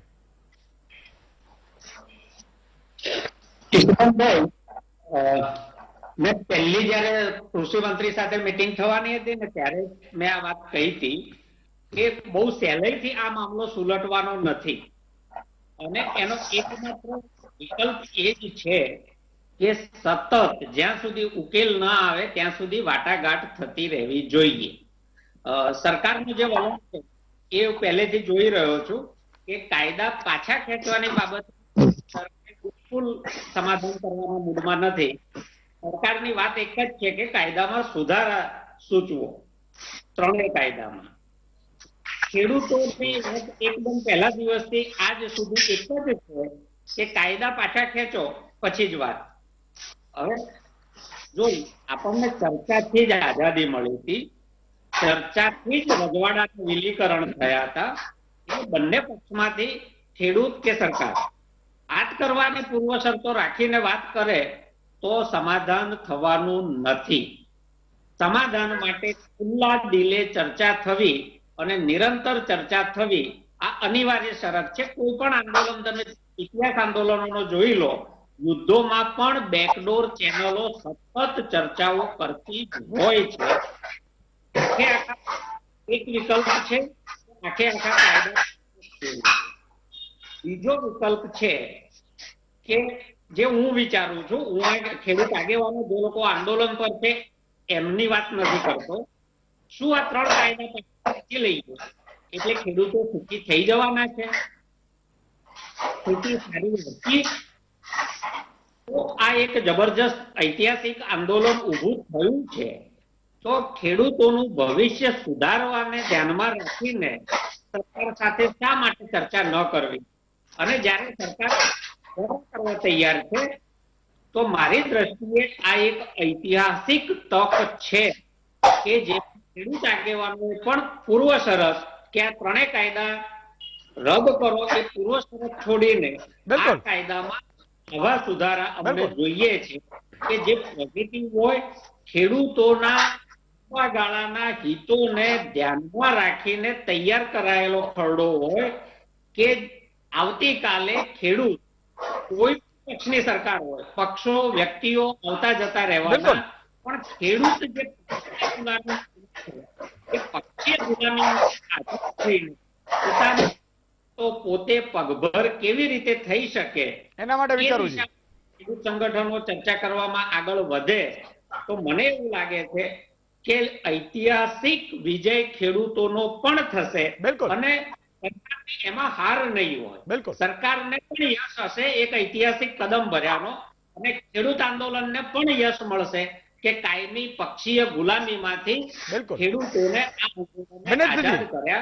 એટલે એક બિલકુલ વૈકલ્પિક ડ્રાફ્ટ આપવો પડે તો વૈકલ્પિક ડ્રાફ્ટ આપીને પણ વાટાઘાટ કરીને વાટાઘાટના માધ્યમથી આનો શક્ય એટલો વહેલો ઉકેલ લાવવો જોઈએ, અને એકમાત્ર રસ્તો લાંબા ગાળાના हितને ध्याનમાં बिल्कुल विनीत जी, मानना ये है कि जिस तरह से मतलब किसान भी एक बात से अड़े हुए हैं कि तीनों कानून रद्द किया जाए, बाद ही बात हो सकती है, तो इसमें सुधार भी किसान मतलब कह सकते हैं कि ये सुधार कर सकते हैं, या तो दूसरा कोई विकल्प भी खुला है कि नहीं? और मान लो कि 30 तारीख तक नहीं होता है तो किसानों का प्लान क्या होगा, क्या करना चाहेंगे वो आंदोलन? देखिए, मैं भी सुन रहा था अभी जो एक बड़ी बात राजदीप जी ने अभी बोली थी, मैं सुन ही रहा था क्योंकि हिंदी में वो बोल रहे थे तो ज्यादा समझ में आ रही थी। उन्होंने बोला था कि ये जो संशोधन वाली चीजें होती हैं ये केवल जब ही होती हैं जब गुमराह करना होता है। उन्होंने बहुत बड़ी बात की। अगर इनको कहीं सरकार बनानी होती है, 2-2, 3-3 विधायक से सरकार बनाने में सक्षम है, इनको पहली बात तो कोई फर्क पड़ नहीं रहा है। दूसरी बात यह है कि अभी वो अदानी अंबानी वाली जो बातें चल रही थी, जो ज्ञान मुझे अभी मिल रहा था, नेताजी जो ज्ञान दे रहे थे, तो ये ज्ञान तो ऊपर से जाता है हमारे। अब ये देखो ट्रेनों पे क्या लिखा हुआ रहा है, अदानी लिखा हुआ रहा है। कितने गर्व से देखते थे हम, भारतीय रेल लिखा हुआ आता था। गुजरात की जो सबसे बड़ी शख्सियत हुई है, हम भी छोटे थे, हम गुजरात का जहां नाम आता सरदार वल्लभ भाई पटेल जी का नाम आता था, वहां उनकी जो मूर्ति बनाई, मेरे को लग रहा है कि थोड़े दिनों में ये चीजें चलती रही ना तो उनसे बड़ी मूर्ति अदानी और अंबानी की बना देंगे। जो सबसे आपके गुजरात का जो बड़ा जो हवाई अड्डा था सरदार पटेल के नाम से, आज उनको अदानी का नाम दे दिया है। तो ये छाप जो लगती हुई जा रही है, इसके हम समर्थन में नहीं है। दूसरी जो बड़ी बात है वो ये बात है कि ये तो ये भी बोल रहे हैं कि किसान है ही नहीं वहां पे, ये बोल रहे हैं किसान बैठे ही नहीं है वहां पे। जो किसान है वो तो अपने घरों में बिल्कुल सुख शांति में बैठे हैं, क्योंकि ये बिल जो है उनके लिए बना है और उस बिल को लेके बहुत खुश हैं। तो ये जो 10 लाख की गैदरिंग है अभी भी जो वहां पे है, वो किसान नहीं है तो कौन है? मैं एक तो ये बात पूछना चाहता हूं। इनका जो प्रोपगेंडा था जब खालिस्तान का था, खालिस्तान का खत्म हो गया, फिर इन्होंने एसवाइल वाला ले आए हैं, फिर ये कभी कुछ ले आए हैं। मेरे को नहीं पता ये कौन से तो किसान नेता हैं जिनको ये डेली हार माला पहना के उनका समर्थन ले रहे हैं, उनका ज्ञापन ले रहे हैं, उनका जो है समर्थन ले रहे हैं। हमने तो आज तक किसान नेता देखे ही नहीं है। 2 पटका पहना के गले में कोई बल्ला लगा के कोई भी किसान यूनियन बना के वो आते हैं, कहते हैं वो समर्थन मिल गया हमें, ये मिल गया वो मिल गया। तो ये गुमराह करने वाली चीजें हैं। देखिए आप मेरी बात सुनो, मैं नहीं कह रहा कि जल्दबाजी में नहीं है हम। आपने कहा क्या 30 तारीख को, मैं दिल से चाहता हूं 30 तारीख को सरकार हमारी मांगे माने, हमारे बिल वापस हो, हम अपने घरों को जाएं। अन्यथा हम यहीं बैठेंगे, हम पूरा संघर्ष करेंगे। मैंने पिछली बार भी कहा था, हमें कितना भी समय लगे हम यहां डटे रहेंगे, अपनी मांगों पे हम उठेंगे नहीं। अगला प्लान मैं आपको बताता हूं। अगला प्लान ये है कि जो गोदी मीडिया है, ये जो तरह तरह की न्यूज जो ये फैला रहा है कि नहीं सब समर्थन में है, सब किसान समर्थन में है, बड़े बड़े जो और जो किसानों का नेतृत्व करते हैं वो लोग जा जाके अभी जो हमारे वो अलग स्टेट्स में जा रहे हैं, अभी वहां भी प्रेस कॉन्फ्रेंस करना स्टार्ट करेंगे ताकि देश भर को पता लगे कि हमारे साथ हो क्या रहा है। अब बड़ी बात यह है कि जो सरकार चाह रही है, जो भिड़ाने वाली बातें थी, जो मैंने थोड़ी देर पहले आपको बताया, गुमराह करने वाली बातें थी, उनको हम थोड़ा सा जो है गंभीरता से लेके चल रहे हैं। क्योंकि इन्होंने कई बार ट्राई किया है। अभी रिसेंटली टीकरी बॉर्डर पे इन्होंने ऐसा किया था, दिल्ली का जो एक और बॉर्डर है टीकरी बॉर्डर जहां किसान बैठे हैं, तो वहां भी इन्होंने एक ऐसे शरारती तत्व जो है बीच में भेजे थे, जो अपने अलग अलग संगठनों का नाम बता रहे थे। वहां भी इन्होंने झगड़े की जो है काफी इन्होंने प्लान किया था, लेकिन वो चीजें वहां पे मुकम्मल नहीं हो पाई। तो हमारा देखिए, मैं फिर वही बता रहा हूँ, ये ज्ञान जो है, ये ज्ञान आपस में देते हुए अच्छे लगते हैं, लेकिन हम खेती करते हैं, हमें मालूम है कि हमारे लिए क्या ठीक है, क्या चीज गलत है। तो आप इस चीज को हमारे ऊपर थोप नहीं सकते हैं। आप पहली बात तो ये समझिए, हमें अपना पता है हमारे लिए क्या चीज ठीक है, क्या गलत है। हमने मांगे नहीं बिल, क्यों आप बिना बात हम पे थोप रहे हैं इस चीज को? और जब हम बोल रहे हैं कि बैठ के बात करो, आप वही बातें सिर्फ मीडिया को दिखाने के लिए, देश को औरों को गुमराह करने के लिए आप बैठते हैं। घिसी पिटी वे 4 लाइनें बात करते हैं, अमेंडमेंट कर देंगे, ये कर देंगे। फिर जैसे किसान नेता हमारे आते हैं, स्टेटमेंट कुछ होती है, जानकारी हम बैठ के बात करते हैं, अंदर क्या बात हुई है, अंदर कुछ और बातें होती हैं। तो ये जो है, ये लाइव चैनल पे आके, ऑन एयर पे आके क्यों डिस्कशन नहीं किया जाता हमसे, ताकि पूरे देश को पता चले कि हमसे क्या बात हो रही है, क्या बात नहीं हो रही है। तो देश में ये पर्दा क्यों रखे हुए हैं बीच में? ओके, ये गुमराह करने वाली बात है सर, सारी की सारी। Okay, okay. विनीत सिंह का मानना है कि जिस तरह से हमने मांगे नहीं फिर भी क्यों थोपे जा रहे हैं। और दूसरी बात यह भी है कि भाई ये 10 लाख के तकरीबन किसान वहां पे मौजूद है, और दूसरे जो किसान समर्थन कर रहे हैं वो किसान नहीं है, ये भी उनका एक बात है। पालभाई, संक्षिप्त નો ટર્ન છે, 2 મિનિટ સુધી તમે ખેંચી શકશો, પછી હિતેન્દ્રભાઈ લઈ લો. પણ હિતેન્દ્રભાઈને જે રીતે સમય આપ્યો રીતે હું સમય તો લઈશ, અને હિતેન્દ્રભાઈને હું અભિનંદન આપું છું કે એણે સ્વદેશની વાત કરી અને અદાણીને અંબાણીને બચાવવા માટે કેવડી મોટી વકીલાત કરી. કદાચ અરુણ જેટલીજીએ કદાચ આવડી મોટી વકીલાત નહીં કરી હોય, આવડી મોટી અદાણીની ને અંબાણીની વકીલાત કરી આ ગુજરાત હવે સમજે છે. ઈશુદાનભાઈ, સમજવા જેવી વાત એ છે કે અન્ના હજારેનું આંદોલન 25,000થી વધારે નહોતું લોકોનું, એ થાપરજીએ કહ્યું અને આપણે બધાને ખબર છે. તેમ છતાંય ગુજરાત ભારતભરના મીડિયાએ જે રીતે ચલાવ્યું હતું, અને અત્યારે 10 લાખ લોકો છે ખેડૂતો ત્યાં છે, અને જે રીતે ચલાવે છે, જ્યારે 25,000 લોકો વચ્ચે યુપીએ સરકાર, કોંગ્રેસની સરકાર, મંત્રીઓ ત્યાં જઈને વચ્ચે જઈને ચર્ચાઓ કરવા જતા હતા, એમને સાંભળવા જતા હતા. એ ખરેખર સરકારનો જો મન હોય, અંદરથી ઈચ્છા હોય, અને નિર્ણય લઈ આવવાની શક્તિ હોય ને ક્ષમતા હોય, અને ક્યાંક ને ક્યાંક દાનત હોય, સૌથી મોટી વાત દાનતની છે. જો 25,000 લોકોમાં પણ આવડી મોટી વાત જો યુપીએ કરતી હોય, યુપીએ સરકારે કરી હોય, તો અત્યારે 10 લાખ લોકોમાં ત્યાં મળવાને બદલે કચ્છમાં બનાવટી ખેડૂતોને મળવાની જરૂર શું કામ પડી છે? એ જ એમાંથી જ 3 સરદારજીઓ અત્યારે કદાચ દિલ્હીની બોર્ડરે જઈને બેઠા છે. આવું ને આવું ભાઈએ જે વાત કરી કે એક ખેડૂતનો ફોટો બનાવીને જે પ્રચાર કર્યો, તો આવો પ્રોપોગન્ડા કરવાની જરૂર ક્યાં પડી છે?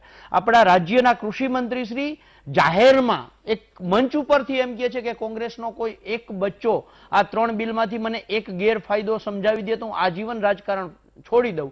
ઈશુદાનભાઈ, વીટીવીના માધ્યમથી હું કહું છું, આજે 8 દિવસથી હું રાહ જોઉં છું કે ક્યારે કૃષિ મંત્રી મારી ચેલેન્જ સ્વીકારે. જાહેર માધ્યમોના માધ્યમથી મેં કહ્યું છે કે સાહેબ તમારી ચેલેન્જ હું સ્વીકારવા તૈયાર છું. તમને ખરેટા વળી જાય ને ખરેટા, ત્યાં સુધી હું તમને આના ગેરફાયદા ગણાવવા તૈયાર છું. તો કૃષિ મંત્રીએ જો સાચું સ્ટેટમેન્ટ આપ્યું હોય, ખેડૂતોને ગુમરાહ ના કર્યા હોય, તો સામે આવે ને ચેલેન્જ સ્વીકારે ને. વીટીવીના માધ્યમથી આજે ફરીથી હું કહું છું કે કૃષિ મંત્રી શ્રી ચેલેન્જ સ્વીકારે. આપણા પુરુષોત્તમ રૂપાલાજી એમ કહે છે કે ગુજરાતમાં બધા જ ખેડૂતો ખુશ છે, કોઈ ખેડૂતોને તકલીફ જ નથી. અરે ભાઈ, તકલીફ ન હોય તો 13 દિવસ સુધી ખેડૂત આગેવાનોને તમે હોમ એરેસ્ટ શું કામ રાખો છો? આજે 13 દિવસથી રતનસિંહ ડોડિયા ક્યાંય પણ તમારી ડિબેટમાં નથી આવ્યા, એનું કારણ પૂછ્યું છે ખરું? રતનસિંહ ડોડિયાને હોમ એરેસ્ટ રાખ્યા છે, નજરકેદ કર્યા છે, એના ઘરે અત્યારે છે. ચેતન ગઢિયા અત્યારે નજરકેદ છે. હિરેન ખાંટ નજરકેદ છે. ડાયાભાઈ નજરકેદે તોડાવીને ગયા તો 2 પોલીસવાળાની બદલી કરી નાખી, 1 પીએસઆઈની બદલી કરી નાખી છે.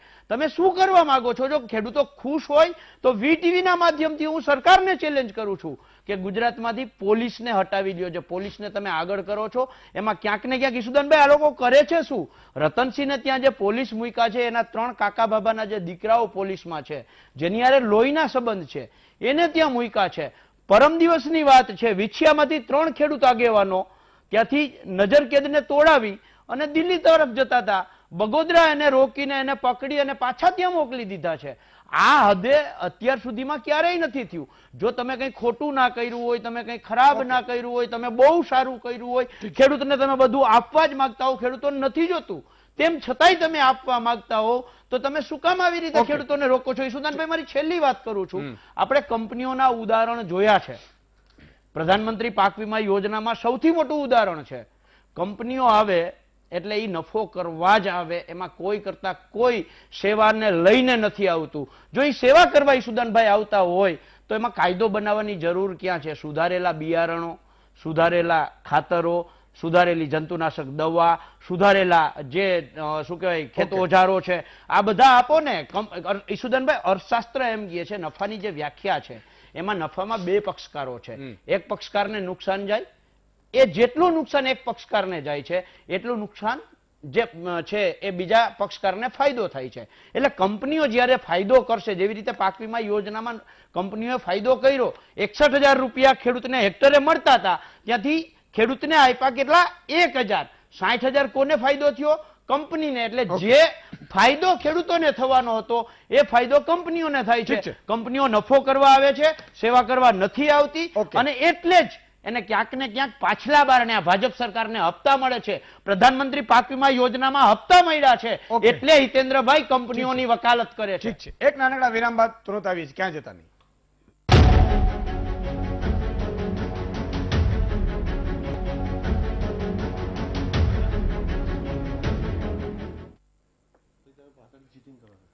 વિરામ બાદ દર્શક મિત્રો ફરીથી આપનું સ્વાગત છે. હિતેન્દ્રભાઈ ટર્ન લઈને. જી હિતેન્દ્રભાઈ, જો ખેડૂતો સામે જીદનો સવાલ, હાર જીતનો સવાલ હોય જ નહીં. ભારતીય જનતા પાર્ટી વર્ષોથી આ વિચારને લઈને જ્યાં નથી પહોંચ્યું ત્યાં પહોંચાડવાનો વિચારને લઈને જન્મેલી પાર્ટી છે. અને એટલે જ અનેક નિર્ણયો હોવા કે જે અમે મેનિફેસ્ટોમાં કે ચૂંટણી પ્રચારમાં ક્યારેય વાત નહોતી કરી કે આયુષ્માન ભારત યોજના મારફત અમે દેશના 55 કરોડ લોકોની 5 લાખ સુધી સારવાર મફત કરશું, કે શૌચાલય અમે મફત આપશું, કે ગેસનું કનેક્શન અમે મફત આપશું, કે બેંકમાં ખાતું અમે મફત ખોલાવી આપશું, કે ઘરનું ઘર આપશું, કે ઘરે ઘરે પાણી આપશું, કે દેશના 60 વર્ષ સુધી 18,000 ગામડાઓમાં વીજળી નહોતી પહોંચી એ પહોંચાડશું.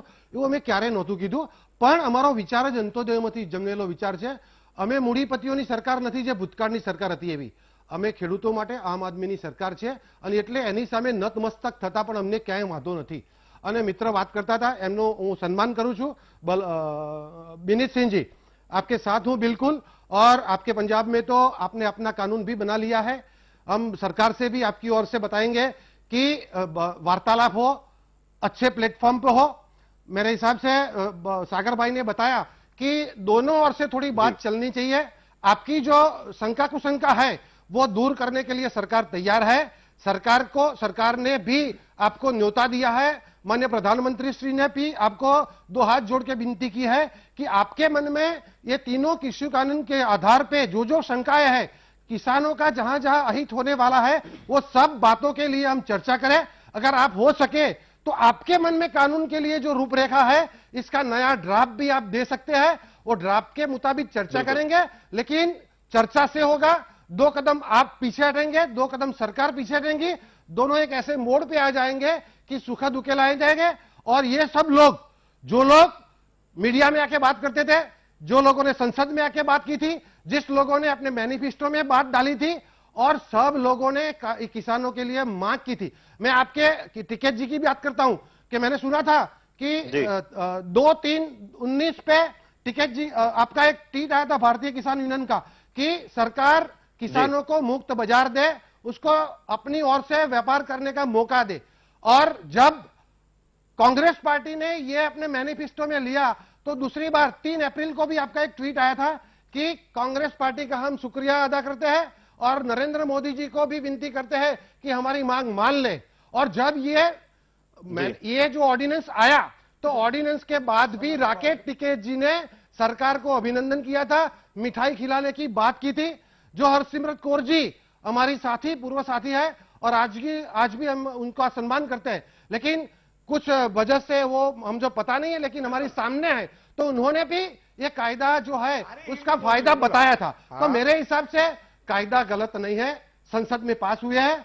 हमारी तो 303 भाजपा के है, 340 एनडीए के है, लेकिन 370 लोगों ने यह पास किया है. और देश में 135 करोड़ लोग और 20,000 किसान है. सबका सोच के हमें चलना है. आप हमको थोड़ी हमको हमारी बात थोड़ी माने, हम आपकी पूरी मान लेंगे, लेकिन आप जो बैठे हैं, किसानों को जो ये बॉर्डर पे आंदोलन चल रहा है, इसकी वजह से दिल्ली वाले लोगों को, पूरे देश के लोगों के यातायात को भी मुश्किल हो रही है और इसकी इकोनॉमी जो बिगड़ रही है। तो आप सब लोगों को मैं प्रार्थना करता हूं, विनती करता हूं कि थोड़ा आगे चले, हम भी चलते हैं। આજે હું સિરસિયા સાહેબને અને સાગરભાઈને નહીં લઈ શકીશ હવે ફરી, કારણ કે સમય પૂરો થઈ ગયો છે. ટર્ન પાલભાઈ કંઈક કહે છે. विनीत जी 30 सेकंड अगर आप कुछ कहना चाहें. आप मुझे लग रहा है कि आप कुछ कहना चाहते हैं. नहीं, बस मैं आप 30 सेकंड से एक ही बात कहूंगा. जो किसान खेत में काम करते हुए चोट लगने पर लहू बहते हुए भी मिट्टी लगाकर घर नहीं आता, खेत में काम ही करता रहता है, वो दिल्ली तक अगर चल के आया है तो इसका मतलब जख्म बहुत गहरे दिए हैं. मैं इतना ही कहना चाहूंगा. बहुत बड़ी बात की, जख्म बहुत गहरे हैं और सरकार को ये जख्म गहरे होने का एहसास होना चाहिए. बहुत बहुत शुक्रिया विनीत जी, हितेन्द्रभाई, पालभाई, सागरभाई, मनस्वीभाई અને RS સેરસિયા સાહેબ, ખૂબ ખૂબ આભાર. દર્શક મિત્રો, તમને આજે ફોન લાઈનમાં ન જોડી શક્યો કારણ કે બે મહાનુભાવોનો પણ ટર્ન બીજો ન લઈ શક્યો, કારણ કે સમય ક્યાં વયો જાય ખબર નથી પડતી. 1.5 કલાક. પણ ખેર, અલ્ટિમેટલી આપણો ઉદ્દેશ્ય હોય છે કંઈક આમાંથી તમને અમૃત મળે. અને આજે પણ 5-6 વસ્તુઓ તમે આ બાજુથી જોઈ હશે, આ બાજુથી જોઈ હશે, જેથી કરીને સતત આ મુદ્દાઓથી આપણે વાકેફ રહીએ. આજે બસ આટલું જ. આવતીકાલે ફરી મળીશું વધુ સમાચાર થોડી ક્ષણોમાં વાયરલ ન્યૂઝ.